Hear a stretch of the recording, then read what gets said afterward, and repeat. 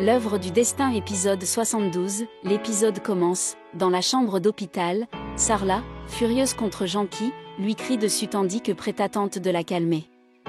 Janki est allongé sur le lit, blessé, les yeux ouverts. Preta serre Sarla dans ses bras et la calme.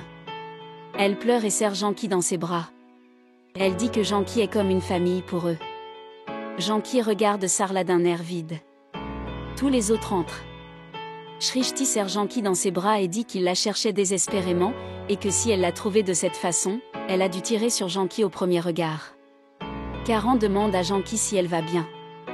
Rishabh demande à Janki pourquoi elle a dû venir chez eux si tard le soir. Shrishti demande si Janki se souvient de tout maintenant. Janki lui fait un clin d'œil. Preta apporte une brochure de cours de toilettage pour Karan et le taquine. C'était une promotion pour le nouveau spectacle Mera. Tout le monde était heureux de voir Janki bouger les yeux. Karan dit qu'il pense qu'elle venait leur raconter quelque chose. Janki pense à Prithvi et Sherlin qui les blessent et les frappent. Preta dit qu'il ne faut pas mettre Janki sous pression maintenant et la laisser guérir, mais Sarla insiste et tout le monde commence à la bombarder de questions.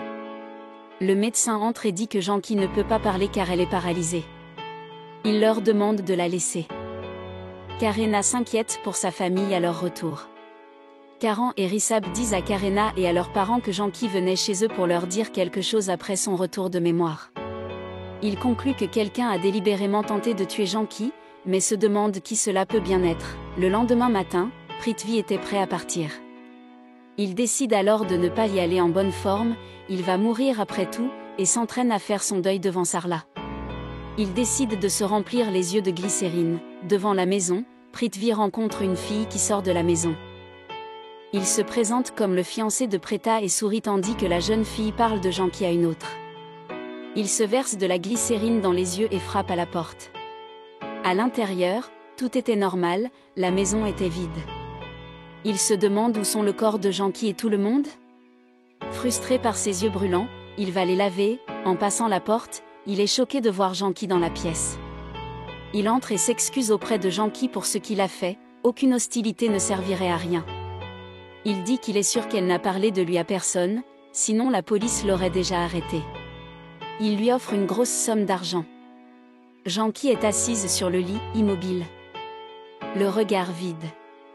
Prithvi convainc Janki qu'elle est plus raisonnable que lui et regrette ses erreurs. Il promet de ne plus jamais avoir de fausses pensées à propos de Preta. Il lui tient les pieds, puis remarque que quelque chose ne va sûrement pas chez Janki.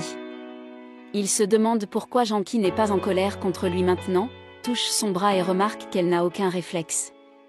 Il était ravi que Janki ne soit plus qu'un cadavre vivant.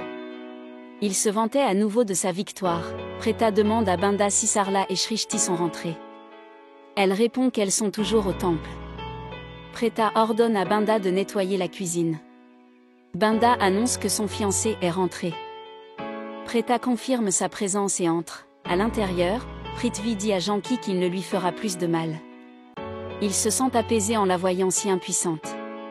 Il songe à jouer à un autre jeu avec Janki et lui pince fort le poignet. Preta cherche Prithvi du regard et se dirige vers la chambre de Janki. Prithvi repousse Janki, qui est maintenant allongé sur le lit, la tête baissée. Preta se précipite dans la pièce et redresse Janki avec l'aide de Prithvi. Il lui dit qu'il ne faisait que recevoir sa bénédiction, mais qu'elle est tombée. Preta dit à Prithvi qu'elle va bien. Prithvi se demande comment elle s'est blessée à la tête et reste insensible à tout. Preta dit qu'elle a eu un accident la nuit dernière et qu'elle est paralysée. Les médecins craignent qu'elle ne guérisse jamais, mais ils espèrent qu'elle ira bientôt mieux. Prithvi éprouve de la pitié pour Janki et lui demande comment tout cela est arrivé. Preta confie à Prithvi que Janki doit savoir qui a tenté de la tuer et qu'ils aimeraient bien que Janki puisse lui faire signe ou écrire le nom de celui-ci. Prithvi se concentre sur le présent, Janki est en vie et en bonne santé. Preta va lui chercher de la soupe tandis que Prithvi demande à rester avec elle. Derrière elle, Prithvi se moque à nouveau de Janki, car elle ne peut rien gâcher chez lui maintenant. Karena informe la famille que Sanjana a fixé la date du mariage avec Pandi.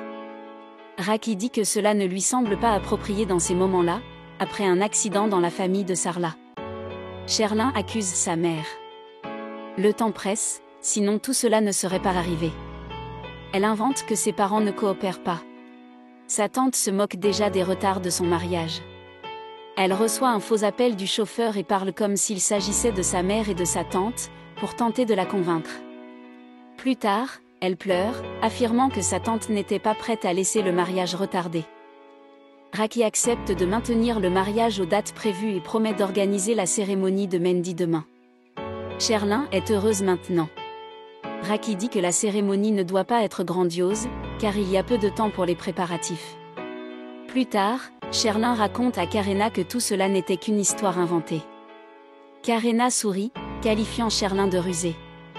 Rissab partait au bureau, mais Raki l'arrête en lui disant qu'il doit aller faire des courses aujourd'hui. Sherlyn dit que c'est leur fête de Mendy. Rissab était un peu décontenancé.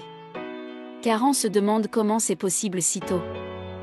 Il doit demander de l'aide à Preta et au moins faire reporter la cérémonie. Sarla et grand-mère reviennent du temple. Elles apprécient les talents de Shrishti pour le chant arti. Shrishti attribue le mérite à Preta. Prithvi et Preta sortent. Il accepte de prendre une tasse de thé sur l'insistance de Sarla, puis prend le prasad des mains de Sarla et s'enquiert de ce qui est arrivé à Janki. Sarla demande pourquoi il est venu si tôt le matin. Prithvi dit qu'il souhaitait partager quelque chose avec elle, mais il se demande si quelqu'un lui ferait confiance. Prithvi confie à Sarla qu'il doit partir à l'étranger dans les 2 prochaines semaines, sa mère l'a clairement prévenu qu'il ne pouvait pas partir célibataire. Sarla est étendue par tous les préparatifs, Prithvi dit qu'il peut reporter le voyage d'1 semaine. Sarla accepte de s'occuper des arrangements dans 3 semaines. Preta va leur chercher du thé. Shrishti demande à Prithvi pourquoi il est toujours si pressé, ils doivent aussi penser à Janki. Prithvi dit clairement que c'est pour sa carrière, qu'il y a un problème à chaque fois qu'il vient ici et que nous ne pouvons pas interrompre nos vies à cause des tensions. Il demande à Sarla si Shrishti refuse qu'il épouse Preta. Sarla explique à Prithvi que rien de tel n'est possible et assure Prithvi qu'elle se chargera de tous les préparatifs du mariage. Ainsi l'épisode se termine. Merci et à très bientôt.